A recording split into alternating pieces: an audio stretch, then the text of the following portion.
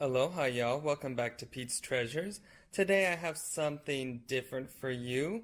I am going to show you my chalkware supplies that I intend on making a bunch of vintage, retro looking chalkware that you could hang around your home. Now 2 years ago I started this project and I made a bunch of the plaster in these molds. So now they just need to be painted, and at the end of this video I will show you which ones I have tried molding. So let me show you what I have when it comes to supplies. This is what I used, and I'll show you the finished product in a minute. Perfect plaster. I think you can get it at Michael's, and I probably got it at Hobby Lobby or something like that. Any craft store.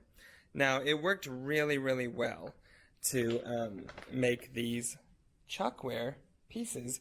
Now I got this from a thrift store a long time ago. I love the box. It is sealed. I guess I paid about $5, which is a good price for this. And I'm thinking it doesn't have an expiration date because it's not like it's food or anything. So yeah, I will probably use that one next. This is also what I bought, plaster of Paris, to use later. So what happened is I bought all of the supplies and it equaled about $200. I know that seems like a lot, but I really found on different websites molds that I'm interested in. Not only do I want to make it for myself and for family members, it's just a cool craft adventure.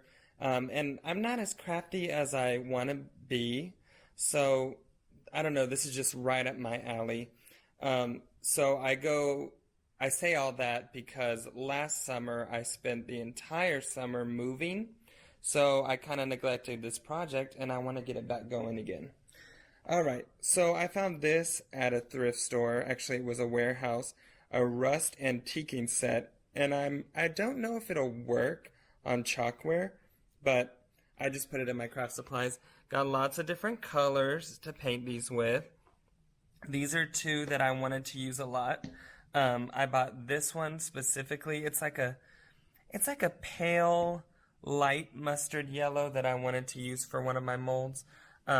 This is random, but my brother gave it to me for Christmas. I love mice, and I have a Christmas tree that has a lot of mice just like this. It is a mold, a ceramic mold for you to make them. So maybe around Christmas I'll make them. That's my goal. Here's a lot of different paintbrushes.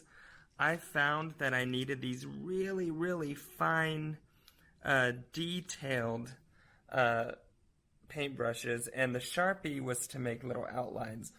That's the part that I found the hardest, was getting the real fine detail work. Before I show you the different molds, let me show you.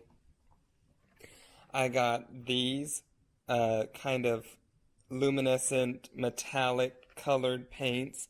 They were actually kind of expensive, like $10, but I really want to use that to add some shine and like really cool colors to it. This is a super gloss, which I haven't used yet because I made a lot of molds, but I need to paint them now, and this is like a finishing spray. And I watched YouTubes, I saw articles. That's how I figured out what supplies to get. Now this is gesso. It's not that expensive, but this is something you put on the ceramic or the plaster chalkware after you make the mold to fill in the pores of the I don't know, it's like a primer, kind of like a primer before you paint. These are my large hooks. Let me get one out to show you. And I'm not an expert, but I researched it a lot, so hopefully I'll get really good at it. Here's a large hook. That was the trickiest part for me, was getting the hook set at the perfect time so that you can hang your chalkware. These are the small hooks, and then I have the medium, or maybe these are the big. I don't know. Anyways, those are the hooks, and I used toothpicks to set the hooks in. Now maybe after a while I'll make a tutorial video, but that is essentially the supplies that I have right now. Let's get to the fun part. the type of chalkware that I plan on making. I obviously love mid-century kitschy style designs.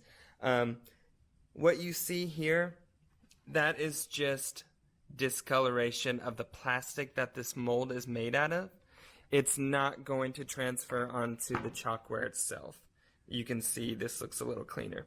I loved this mold because, first of all, look at that boomerang style fish. And I like the variety that this mold has, lots of different shapes. I love nautical things. These are things people used to hang in their kitchens and their bathrooms, all over the place. So I absolutely love the fish. I went through a frog phase, and these remind me of Neil the Frog.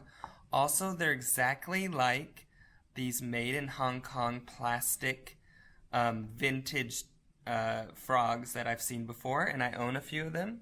Here is a cat. I would love to do a black cat for Halloween. I couldn't find any retro Halloween molds.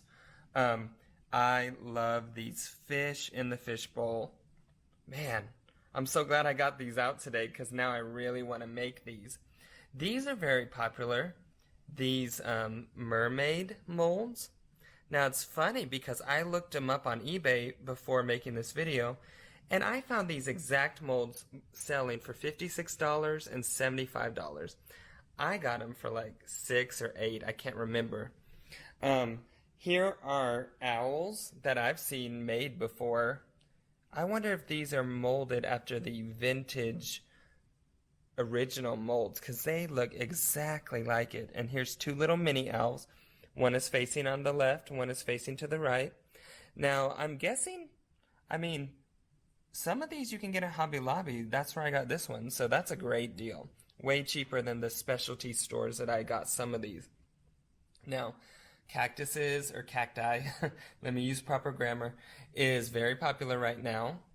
Very southwestern, I love it. Here's one of my favorites. Look at these anthropomorphic, kitschy looking fruits. We have a pineapple, love him or her, banana. I've seen vintage ones of these. I've seen some very poorly painted ones.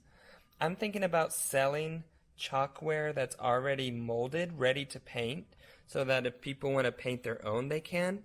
But also, I want to get good at painting them as well. So yeah, there they are. Here is one that I love. I love the bubbles. Very popular that I see in my Facebook groups and around antique stores. People love the bubbles with the fish. Here is a fawn, or a little baby deer. I love it so much. More fish. 3 different sizes. Very cool. I love these.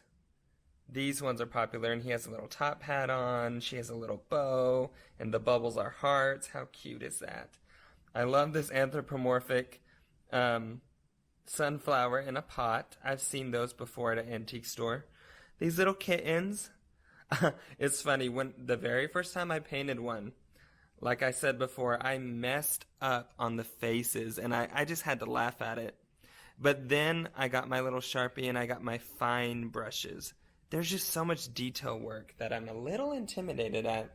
This one has a lot of detail. It's Give Us This Day Our Daily Bread. I've seen those at antique stores. This one's my favorite, which is why I bought that yellow color. It just looks so good with this vintage looking moon that's winking at you. And one that I want to make is this tiki. I've been obsessed with tiki culture for about 3-4 years, and I love it. There are all of the molds that I have, but now let me cut to a different part of the video where I show you some that I've already made. Stay tuned. Alright, here are some that I had made 2 summers ago that I will start to paint. I'm so happy. I don't remember making this one. That'll be a fun one to paint. And as you can see, you kind of set the hooks in there. I might have hung that a little higher, but you know, I was still new to this, still am. Here are the anthropomorphic fruits, ready to be painted. I just love how clean and nice they look. It's very good quality, and you can really see the detail. Now see, with this one, I would need to file the edge down. which it breaks off pretty easily. There's the Anthropomorphic Sunflower. I had forgotten I did that one. It's huge and I love it. Got some sand dollars. I think they look so cool. Now these need to be detailed, but each one of these has a little hook on the back. I think they're really cute. I had already done some of these owls. I think one of each. 2 to the left, 2 to the right. Oh, and there's another one. Now these ones are very tiny. And they're too tiny for the hooks. Although I do have 2 little hooks, it's very thin if you notice. So I need to figure that out. If not, maybe they'll just be collectible little tiny frogs. I don't know. Now here is the land of broken ones. I remember this one was one of the first ones I did, and it just came off. Maybe I will use the broken ones to practice painting. I think that's what I'll do. Practice painting, practice the finishing spray on these to see how they come out. Because these actually take a while. You have to really watch it and set the hook at the right time, and then they have to dry almost 24 hours. So it's a lot of work to get these just right, and I would hate to mess it up. So I think that's a good tip, to maybe use broken ones for your painting practice. Now this one, as you can see, is very thin as well, and but the hooks seem to fit just barely, but it's broken. So anyways, I'm not going to get upset about broken chalkware. Hope you liked seeing my latest venture. Tomorrow I'm going to try and paint them, and eventually maybe it'll end up in our store for PetesTreasures. So thank you for watching. Like, comment, subscribe. Tell me what kind of chalkware used to hang in your mother's or grandmother's house, or in your house now. I mean, I have some chalkware hanging around my house. I love it. That's why I'm getting into this. Thanks so much. Keep digging for treasure, and remember, it's not hoarding if you at least try to sell it. And I'll try and sell these eventually. But aren't they cute? Bye-bye.